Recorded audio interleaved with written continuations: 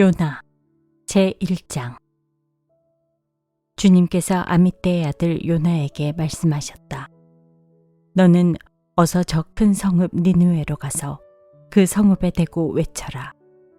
그들의 죄악이 내 앞에까지 이르렀다. 그러나 요나는 주님의 낯을 피하여 스페인으로 도망가려고 길을 떠나 요빠로 내려갔다. 마침 스페인으로 떠나는 배를 만나 뱃삭을 내고 사람들과 함께 그 배를 탔다. 주님의 낯을 피하여 스페인으로 갈 셈이었다. 주님께서 바다 위로 큰 바람을 보내시니 바다에 태풍이 일어나서 배가 거의 부서지게 되었다. 뱃사람들은 두려움에 사로잡혀 저마다 저희 신들에게 부르짖고 저희들이 탄 배를 가볍게 하려고 배 안에 실은 짐을 바다에 내던졌다. 요나는 벌써부터 배 밑창으로 내려가 누워서 깊이 잠들어 있었다. 마침 선장이 그에게 와서 그를 보고 소리쳤다. 당신은 무엇을 하고 있소? 잠을 자고 있다니. 일어나서 당신의 신에게 부르짖으시오. 행여라도 그 신이 우리를 생각해 준다면 우리가 죽지 않을 수도 있지 않소. 뱃사람들이 서로 말하였다. 우리가 어서 제비를 뽑아서 누구 때문에 이런 재앙이 우리에게 내리는지 알아봅시다. 그들이 제비를 뽑으니 그 제비가 요나에게 떨어졌다. 그들이 요나에게 물었다. 우리에게 말하시오.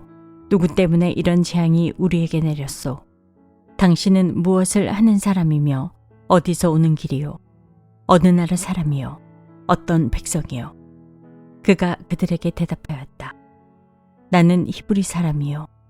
하늘에 계신 주 하나님, 바다와 육지를 지으신 그분을 섬기는 사람이요. 요나가 그들에게 자기가 주님의 낯을 피하여 달아나고 있다고 말하니 사람들이 그 사실을 알고 겁에 질려서 그에게 소리쳤다. 어쩌자고 당신은 이런 일을 하였소? 바다의 파도가 점점 더 거세게 일어나니 사람들이 또 그에게 물었다. 우리가 당신을 어떻게 해야 우리 앞에 저 바다가 잔잔해지겠소? 그가 그들에게 대답하였다. 나를 들어서 바다에 던지시오. 그러면 당신들 앞에 저 바다가 잔잔해질 것이오. 바로 나 때문에 이 태풍이 당신들에게 닥쳤다는 것을 나도 알고 있소. 뱃사람들은 육지로 되돌아가려고 노를 저었지만 바다의 파도가 점점 더 거세게 일어났으므로 헛일이었다. 그들은 주님을 부르며 아뢰었다. 주님, 빕니다. 우리가 이 사람을 죽인다고 해서 우리를 죽이지 말아 주십시오. 주님께서는 뜻하시는 대로 하시는 분이시니 우리에게 살인죄를 지우지 말아 주십시오. 그들은 요나를 들어서 바다에 던졌다. 폭풍이 일던 바다가 잔잔해졌다. 사람들은 주님을 매우 두려워하게 되었으며 주님께 희생제물을 바치고서 주님을 섬기기로 약속하였다. 주님께서는 큰 물고기 한 마리를 마련해 두셨다가 요나를 삼키게 하셨다. 요나는 사흘 밤낮을 그 물고기 뱃속에서 지냈다. 제2장. 요나가 물고기 뱃속에서 주 하나님께 기도드리며 아뢰었다. 내가 고통스러울 때 주님께 불러 아뢰었더니 주님께서 내게 응답하셨습니다. 내가 소울 한가운데서 살려달라고 외쳤더니 주님께서 나의 호소를 들어주셨습니다. 주님께서 나를 바다 한가운데 깊음 속으로 던지셨으므로 큰 물결이 나를 에워쌌고 주님의 파도와 큰 물결이 내 위에 넘쳤습니다. 내가 주님께 아뢰기를 주님의 눈앞에서 쫓겨났어도 내가 반드시 주님 계신 성전을 다시 바라보겠습니다 하였습니다. 물이 나를 두르기를 영혼까지 하였으며 기쁨이 나를 에워쌌고 바다 풀이 내 머리를 휘감았습니다. 나는 땅속 맷뿌리까지 내려갔습니다. 땅이 빗장을 질러 나를 영영 가둬놓으려 했습니다만 주 나의 하나님, 주님께서 그 구덩이 속에서 내 생명을 건져주셨습니다.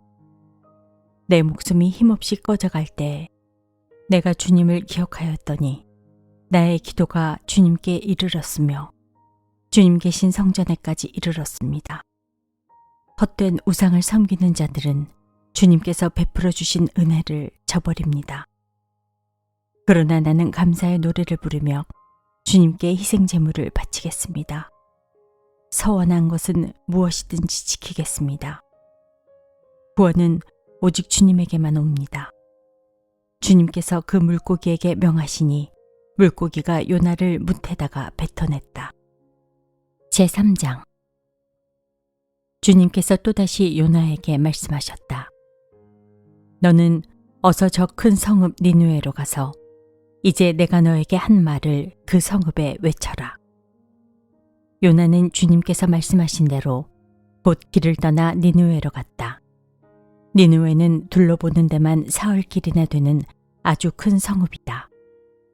요나는 그 성읍으로 가서 하룻길을 걸으며 큰 소리로 외쳤다.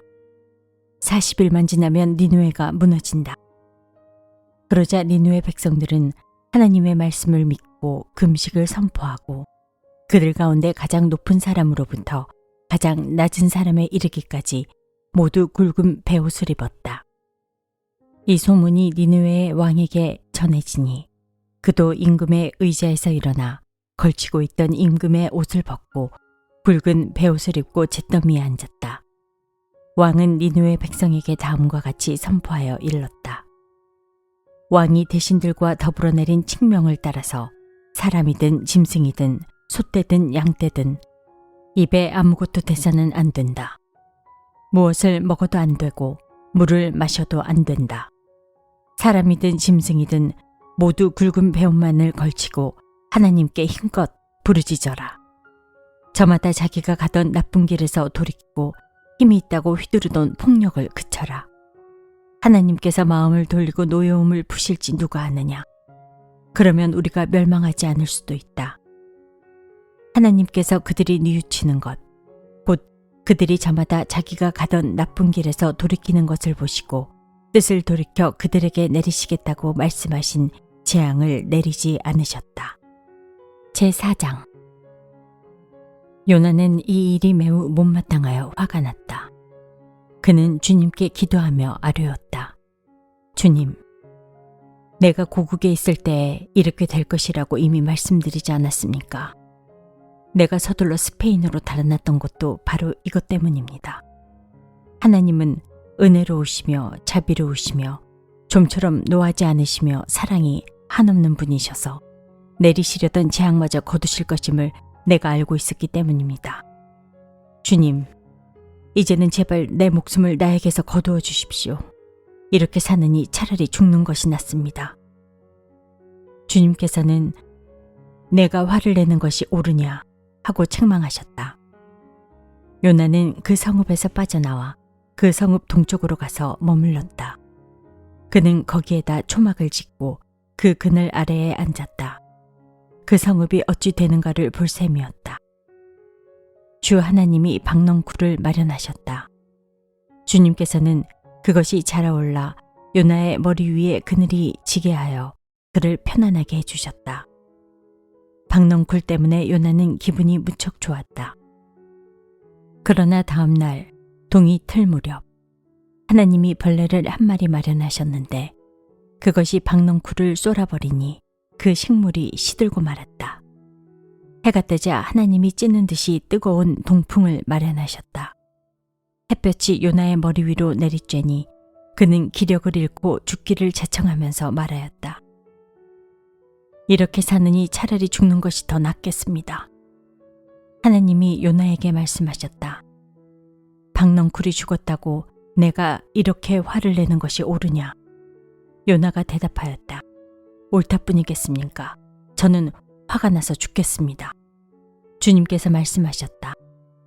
내가 수고하지도 않았고 내가 키운 것도 아니며 그저 하룻밤 사이에 자라났다가 하룻밤 사이에 죽어버린 이 식물을 내가 그처럼 아까워하는데 하물며 좌우를 가릴 줄 모르는 사람들이 12만 명도 더 되고 짐승들도 수없이 많은 이 큰 성읍 니느웨를 어찌 내가 아끼지 않겠느냐.